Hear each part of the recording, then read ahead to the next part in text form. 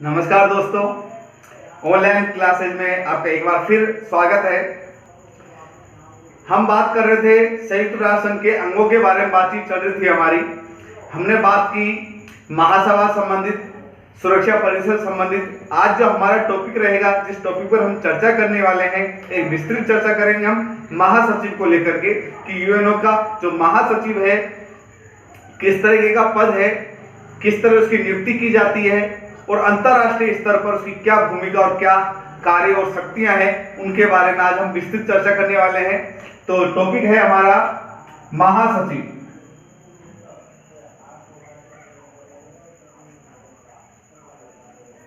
महासचिव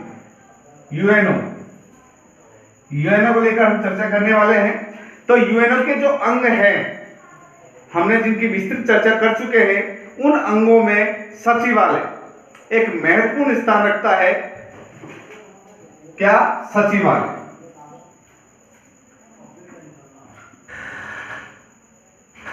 अब इसका जो प्रमुख होता है सचिवालय का, सचिवालय के शीर्ष पर जो होता है, शीर्ष अधिकारी जो होता है, वो कहलाता है महासचिव। क्या कहलाता है? महासचिव कहलाता है। महासचिव सचिवालय का शीर्ष पदाधिकारी होता है। महासचिव यूएनए का एक इंपॉर्टेंट महत्वपूर्ण पद है। अंतरराष्ट्रीय स्तर पर वो प्रतिनिधित्व करता है। तो सचिवालय का अध्यक्ष पद किसका होता है? महासचिव का होता है। तो अध्यक्ष कौन होता है इसका? हम कह सकते हैं अध्यक्ष कौन है? महासचिव है। एक तरीके से सचिवालय का जो अध्यक्ष होता है वो इसका महासचिव होता है और इसे मुख्य संचालक भी कहा जाता है। क्या कहा जाता है? मुख्य संचालक। मुख्य संचालक भी कहते हैं। अर्थात सभी व्यवस्थाएं सचिवालय की किसके द्वारा चलती है?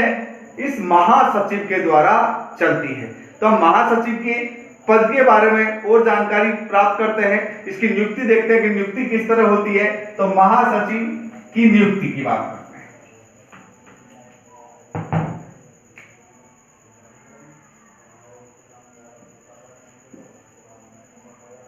नियुक्ति देखिए, जो महासचिव है इसकी जो नियुक्ति होती है वो महासचिव की सुरक्षा परिषद की सिफारिश के आधार पर, सुरक्षा परिषद की सिफारिश के आधार पर महासभा द्वारा इसकी नियुक्ति की जाती है। लेकिन इसमें स्थायी जो सदस्य है उनकी सहमति आवश्यक है। तो इनकी नियुक्ति किसके द्वारा की जाती है? सुरक्षा परिषद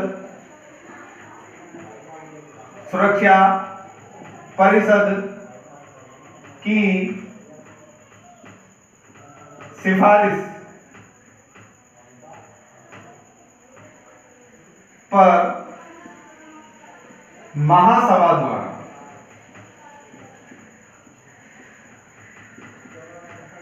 द्वारा नियुक्ति की जाती है। नियुक्ति की जाती है। लेकिन इसमें क्या जरूरी है? स्थायी सदस्य। जो स्थायी सदस्य है, जिनकी हमने कल बात की थी, जब हमने सुरक्षा परिषद को पढ़ा तो हमने बात की थी कुछ सदस्य देशों की, जिसमें अमेरिका की हमने बात की, हमने चीन की बात की, हमने रूस की बात की, हमने फ्रांस की बात की और हमने ब्रिटेन की बात की। ये इसके स्थायी सदस्य है। ये कैसे सदस्य है? स्थायी सदस्य है। इनकी सहमति आवश्यक है। इनकी सहमति आवश्यक। अब देखिए, तो नियुक्ति किसके द्वारा की जाती है? इनकी नियुक्ति सुरक्षा परिषद की सिफारिश के आधार पर महासभा के द्वारा की जाती है। लेकिन उस सिफारिश में स्थायी सदस्यों की सहमति आवश्यक होती है। इस बात का आपको विशेष ध्यान रखना है। किसकी आवश्यकता होती है? स्थायी सदस्यों की सहमति आवश्यक होती है। वर्तमान में एंटोनियो गुटेरस इसके अध्यक्ष हैं। इस बात का ध्यान रखना है। वर्तमान में अध्यक्ष कौन है? अगर हम वर्तमान के अध्यक्ष की बात करें वर्तमान में एंटोनियो गुटेरस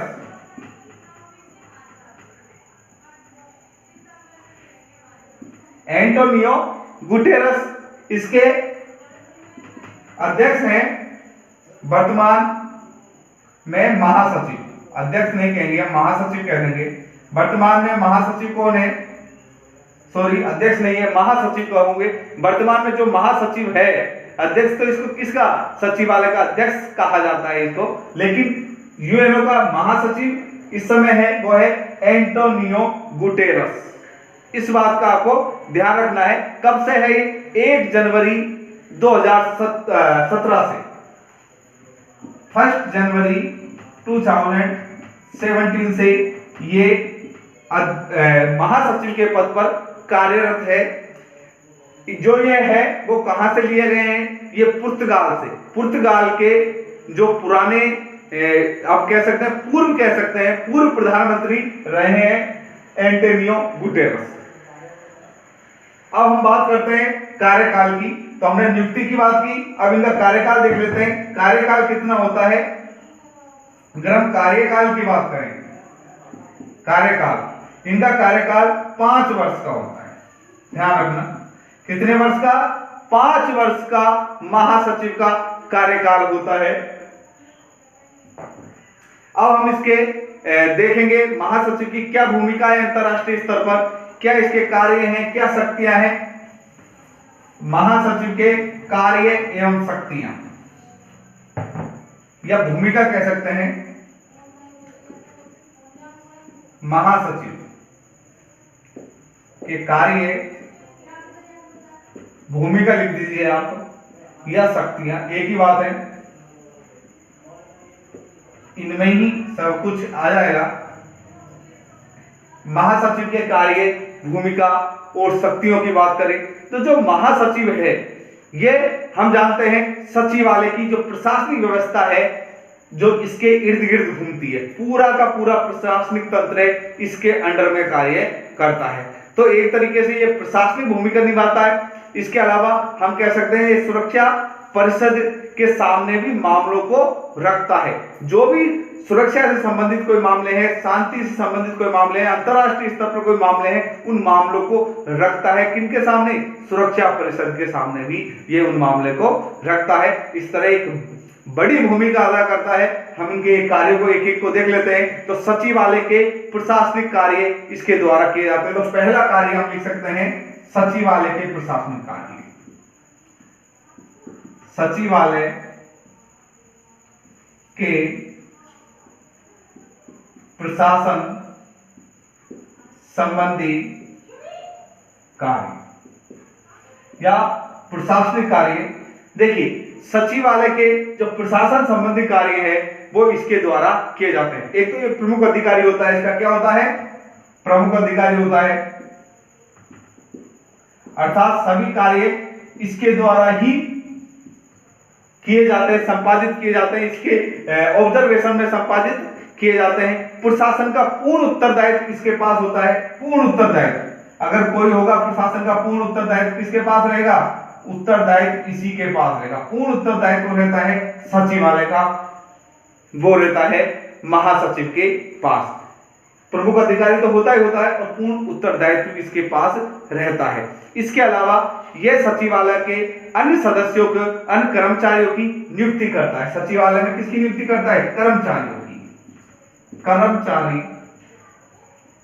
की नियुक्ति या कर्मचारियों की नियुक्ति लिख सकते हो कि नियुक्ति करता है। अब जो ये नियुक्ति होती है कि तो महासभा के अनुरूप की जाती है। महासभा के नियमानुसार की जाती है, लेकिन किसके द्वारा की जाती है? महासचिव के द्वारा की जाती है। इसलिए हम कहते हैं कि सचिवालय के प्रशासन संबंधी कार्य किसकी धुरी पर टिके हुए हैं? तो महासचिव के द्वारा ही किए जाते हैं। इसके अलावा हम और बात करते हैं। पहला कार्य आपके समझ में आ गया होगा। दूसरा पॉइंट देखते हैं, सेकंड कार्य क्या है इसका। तो अगर हम दूसरे कार्य की बात करें, सेकंड कार्य, सामान्य प्रशासन संबंधी कार्य। कौन से? सामान्य प्रशासन संबंधी कार्य। प्रशासन किसका? यूएनओ का संबंधी कार्य।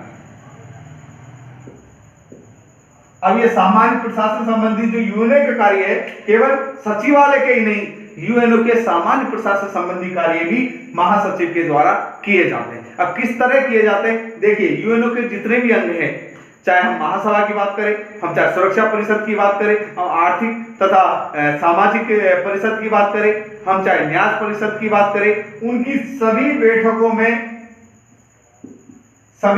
में हिस्सा लेता है। क्या लेता है? सभी बैठकों में हिस्सा लेता है, भाग लेता है। हिस्सा लिखो चाहे भाग लिखो, भाग लेता है।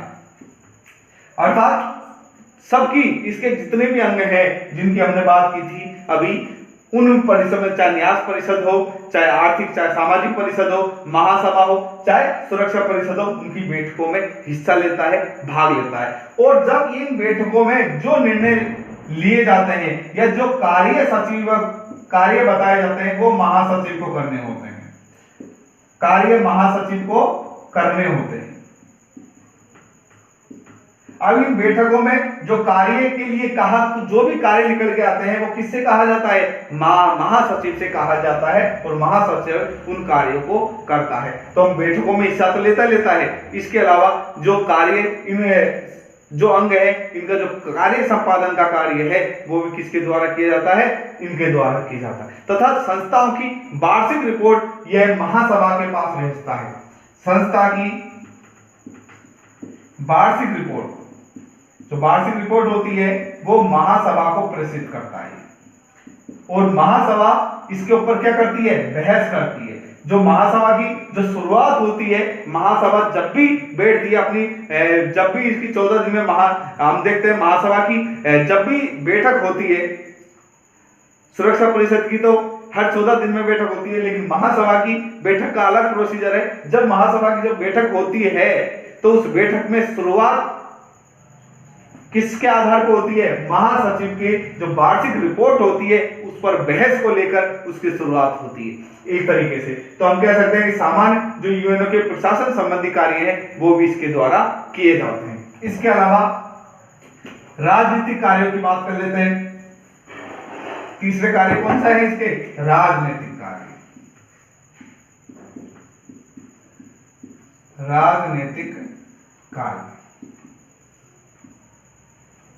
अगर हम राजनीतिक कार्यों की बात करें इनके, तो राजनीतिक कार्य ऐसे कौन कौन से हैं जो ये करते हैं? तो एक तरीके से हम ये कह सकते हैं, तो एक वार्ताकार की भूमिका निभाता है।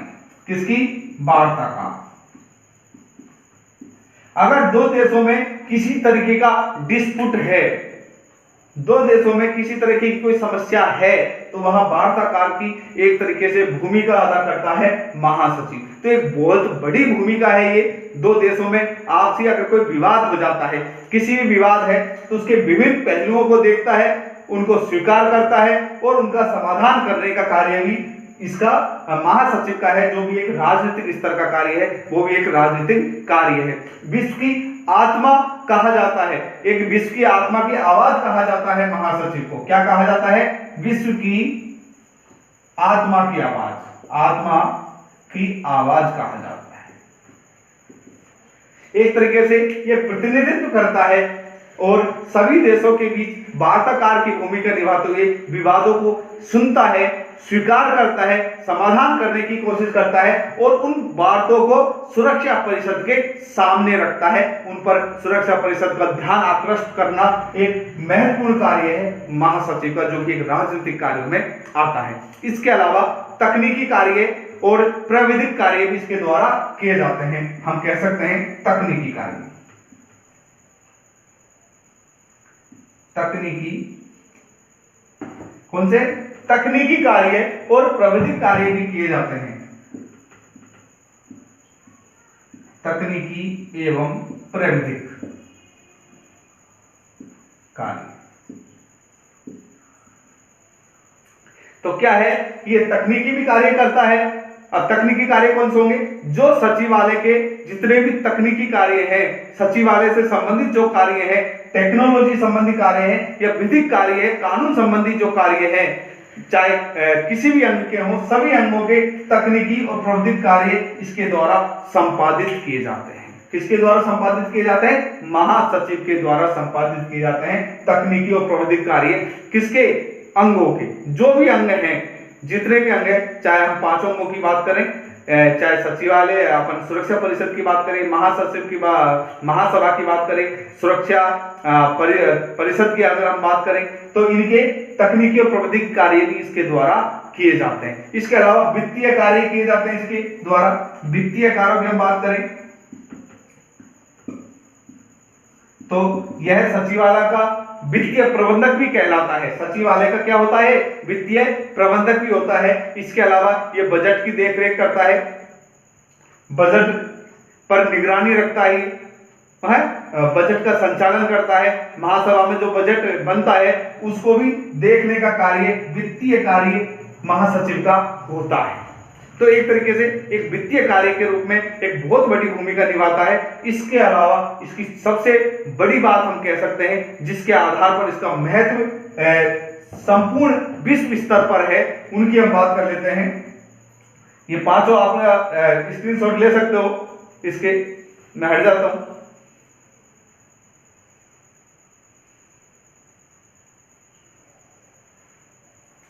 ठीक है, अब देखिए, अब हम कह सकते हैं विश्व स्तर पर इसकी भूमिका को इंगित करने वाले कौन कौन से कार्य हैं, जिसके आधार पर विश्व स्तर पर इसको इंगित किया जाता है, इसको एक बड़ी पोस्ट के रूप में, एक बड़े पद के रूप में देखा जाता है। वो यह है कि ये एक तरीके से संघ के जो अभिकर्ता है उसके रूप में कार्य करता है। किसके रूप में? अभिकर्ता के रूप में।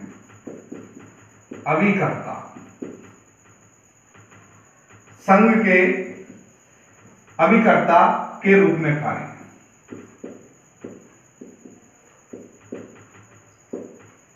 पहली बात। इसके अलावा अगर हम देखें, शांति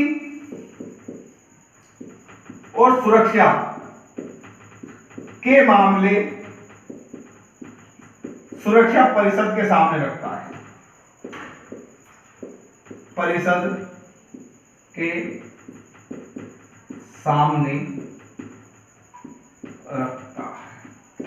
कहीं शांति से संबंधित है, किसी सुरक्षा से कोई चीज संबंधित है, रिलेट है, तो वो मामले ये सुरक्षा परिषद के सामने रखता है। सदस्य राष्ट्रों, इसके अलावा जो भी सदस्य राष्ट्र हैं, इसके सदस्य राष्ट्र हैं यूएनओ के, राष्ट्रों की सरकारों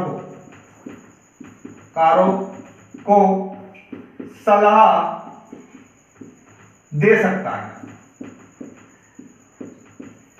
ये सदस्य राष्ट्रों की सरकारों को सलाह भी दे सकता है, इसका भी ये कार्य करता है। और एक सदस्य राष्ट्रों से किस तरह, सदस्य राष्ट्रों की सरकारों को किस तरह सलाह देगा, उनके मामलों को ये सुन सकता है। इसके अलावा हम ये और कह सकते हैं, जो सदस्य राष्ट्र हैं, जो सदस्य इसके राष्ट्र है यूएनओ के, उनको अंतरराष्ट्रीय स्तर पर शांति और समझौते के, उनके शांति समझौते के पालन करने पर निगरानी रखता है, करने पर निगरानी भी रखता है। एक तरीके से उनको देखता है कि पालन हो रहा है या नहीं हो रहे हैं, जो शांति समझौते हुए हैं उनके आधार पर। तो इस तरह इसकी भूमिका, महासचिव की भूमिका एक बड़े स्तर पर बहुत बड़ी बढ़ गई है। तो हम कह सकते हैं कि जो महासचिव है वो सचिवालय का जो एक तरीके से महासचिव तो है ही, इसके अलावा यूएनओ में एक बहुत बड़ी पदवी रखता है। और वर्तमान में इस पर एंटोनियो गुटेरस, जो कि 1 जनवरी 2017 से इस पर कार्यरत है। तो आज हमने महासचिव के बारे में पढ़ा। एक बार फिर हम एक छोटा सा रिवीजन कर लेते हैं महासचिव की बारे में। तो महासचिव है, उसकी नियुक्ति किसके द्वारा की जाती है? सुरक्षा परिषद की सिफारिश के आधार पर महासभा के द्वारा की जाती है। वर्तमान में एंटोनियो गुटेरस इस पद पर कार्यरत है। इनका जो कार्यकाल होता है 5 वर्ष का होता है। इनकी जो भूमिका है वो सचिवालय में प्रशासनिक कार्य संबंधी इनकी भूमिका होती है। पूर्ण उत्तरदायित्व इनके पास रहता है। अन्य सामान्य प्रशासनिक कार्य ये महासभा है, सुरक्षा परिषद है, आर्थिक एवं सामाजिक जो परिषद है, इसके अलावा न्यास परिषद है, उनकी बैठकों में हिस्सा लेते हैं, उनकी कार्य संपादनों में सहयोग करते हैं और जो कार्य संपादन इन अंगों के द्वारा इनको दिए जाता है उनको ये कार्य करते हैं। और इन्हीं की जो ये वार्षिक रिपोर्ट है संस्थाओं की वो महासभा के सामने ही प्रस्तुत करते हैं, उस पर ही बहस महासभा में शुरू होती है। इसके अलावा राजनीतिक कार्यों में ये एक वार्ताकार की भूमिका निभाते हैं, विवादों को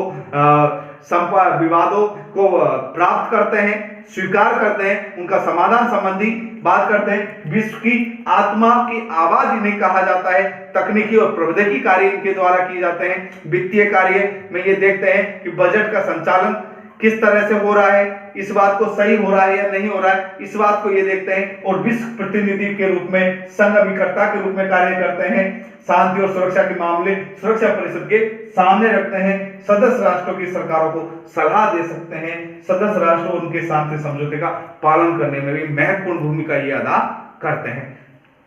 तो आज हमने महासचिव के बारे में देखा। नेक्स्ट क्लास में फिर मिलते हैं नए टॉपिक के साथ। तब तक के लिए जय हिंद।